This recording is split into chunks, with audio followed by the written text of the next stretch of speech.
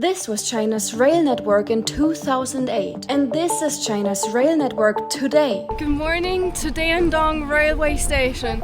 Today we're gonna make our way to Beijing, which is like 800 kilometers away. China's high-speed rail network now stretches for roughly 50,000 kilometers. I think my train's already waiting there. By the way, the ticket only cost me $50 to cross a distance of almost 1,000 kilometers. That's crazy.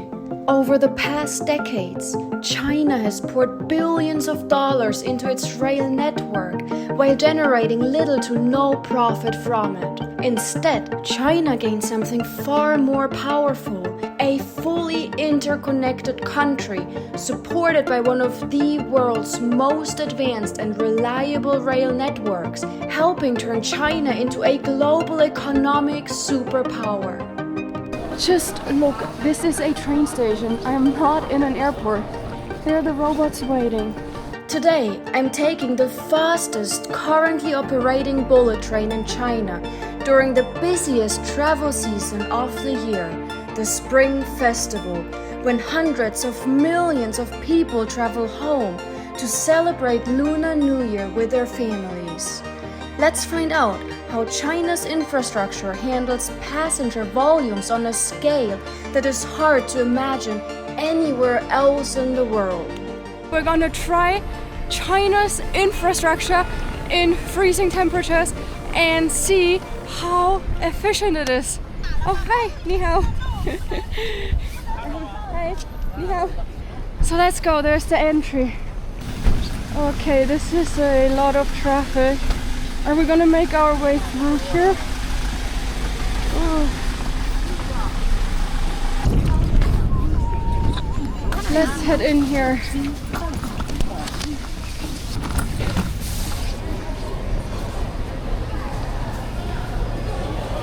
So, I think we have to gonna make our way through security check.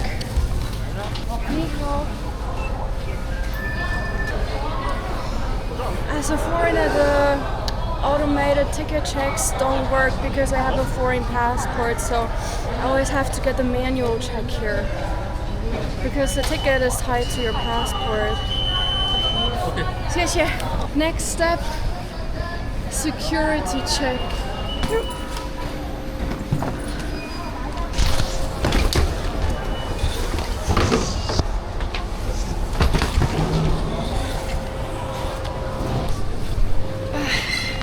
So we're inside the station.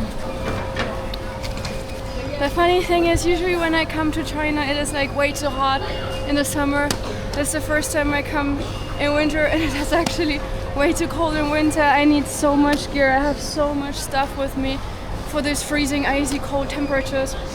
And yeah, that makes traveling a little bit more inconvenient and exhausting. But now we're inside the station. For a Chinese train station, this one here is a rather small station. It is actually teeny tiny because I'm in Dandong in the very, very far northeast at the border to North Korea.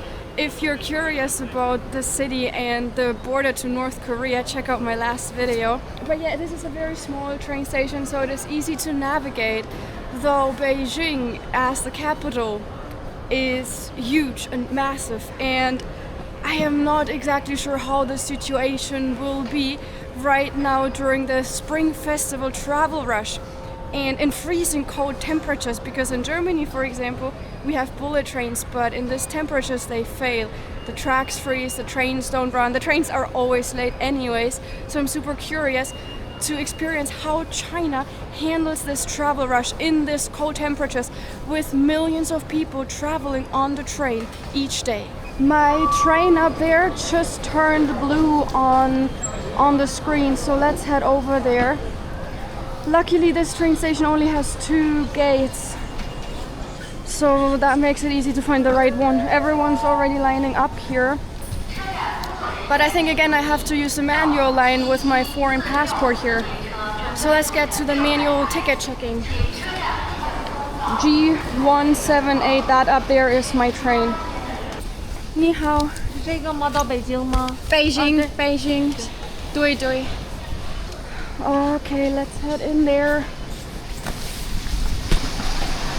Here in China, you can only enter the platform once, like a couple of minutes before your train is actually arriving. So train stations here are actually more like airports. And this here, I think, is our platform up there. Oh no, someone's falling down.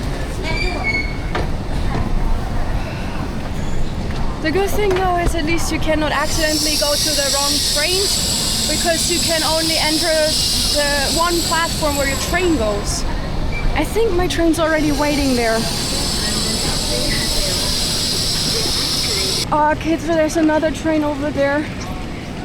That one's ours though, the red one. Not sure why this one is red and the other one is blue. So far I've only been on the blue ones. The blue ones I think are like the very, very fast ones. The red ones might not go as fast. It's a G train too. Why is it red? I don't really know. So we're gonna have to find coach 6. So you see 2 trains connected together, I guess, to handle all the people traveling to Beijing today. This is such a long train. And I have to go all the way to coach 6, which should be the next one over there. Coach 6. Let's head in there. Okay, so there is a place where I can put my luggage. No, let's find the seat.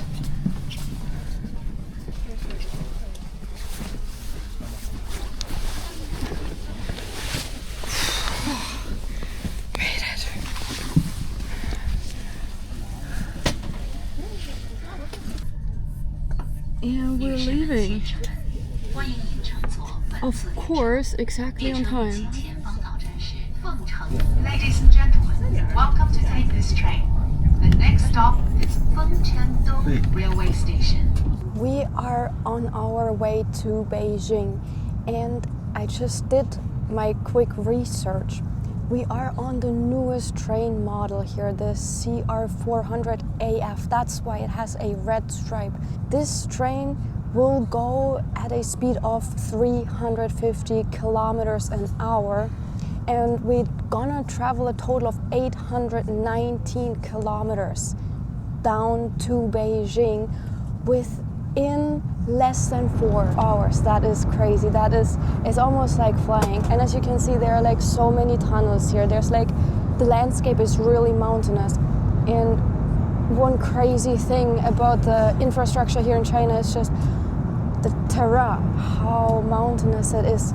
And like half of the time you're actually like traveling inside tunnels on these trains. It's just like absolutely crazy, like how efficient and advanced this is. And also for the train nerds, this year in 2026 they're gonna roll out a completely new train model which can go up to 450 kilometers an hour. That's crazy. So in practice it's only gonna be used up to 400 kilometers, but theoretically it could go even faster. So once this new train is rolled out, I'll definitely gonna be back here and try it out. And then we were speeding through China's mountainous northwest, with temperatures outside dropping as low as minus 18 degrees Celsius. But even the freezing cold didn't slow our train down, as it raced at full speed through bare forests and open meadows, with windmills stretching as far as the eye could see. For what felt like dozens of kilometers, we saw nothing but wind turbines, a reminder of how China has become the world leader in wind energy and renewable energy overall. A few minutes later, the landscape changed again, and the wind turbines were replaced by countless farmingtons used to grow fresh produce. for the more than 1.4 billion people living in China. Right on time, we reached our next stop in a city I had never even heard of, yet it probably had more people and skyscrapers than almost any city in Europe. Seeing this incredibly organized and carefully planned infrastructure built to support the country's growing population and economy was genuinely impressive. And I have no doubt that China's ability to streamline production and infrastructure on such a massive scale is one of the main reasons the country was able to rise into one of the world's most important global powers within just a few decades. By scanning this QR code down here on the handle, you can actually open the train information on your phone, see the stations, you can even upgrade your ticket, and what I think is like so cool is you can order food to your seat and even outside food. So how this works is you order from one of these restaurants on your phone, and once the train reaches that station, staff will bring your outside food order from Burger King or KFC or wherever here onto the train to your seat, so you don't even have to leave your seat, which is like super convenient and really cool, I think. There is also a board restaurant here on the train, so you can also order inside food or just like go over to the restaurant if you like to. We just arrived to Beijing Chaoyang station. Here we are, 4 hours later, 800 kilometers later. We've arrived to Beijing Chaoyang station. And so far everything seems like super well organized. I don't think too many people are getting off here at the station. There's one more station, Beijing Central Station, I suppose. This is probably where the majority of the people on the train will go off. Before we can actually leave the train station, we're gonna have to check in with a passport again. 你好。 The next step is to find a taxi. These stations are like huge, and I have no idea where the taxi stand is. The people throw all of this organization in these like huge train stations that are literally the size of an airport. It's just crazy how efficient this is managed. Just look, this is a train station. I am not in an airport. I know this looks like an airport, but this is only one of, I don't know, 4 or 5 train stations in Beijing. This is just crazy. Look, there are the robots waiting. They're off, they're charging right now. Here you can rent all of your power banks in case your phone's battery is dead.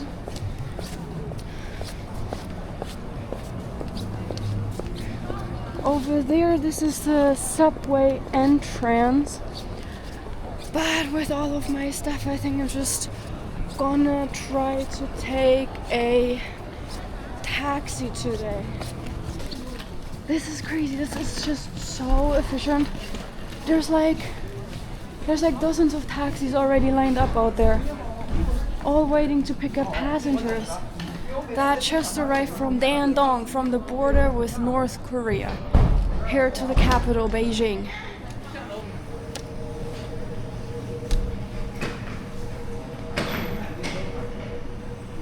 By the way, all of these cars here are electric because we're in like in a closed space, and this is all electric in here, so there's like no fumes from the car exhaust and like this is so modern.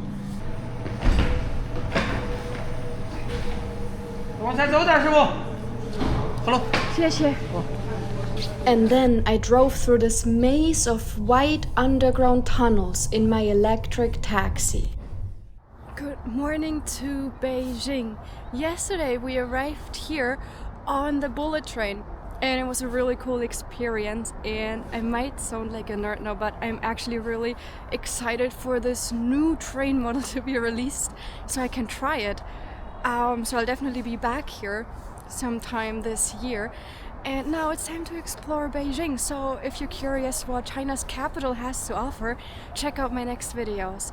And thank you so much for watching this video until the end. See you next time. Bye bye.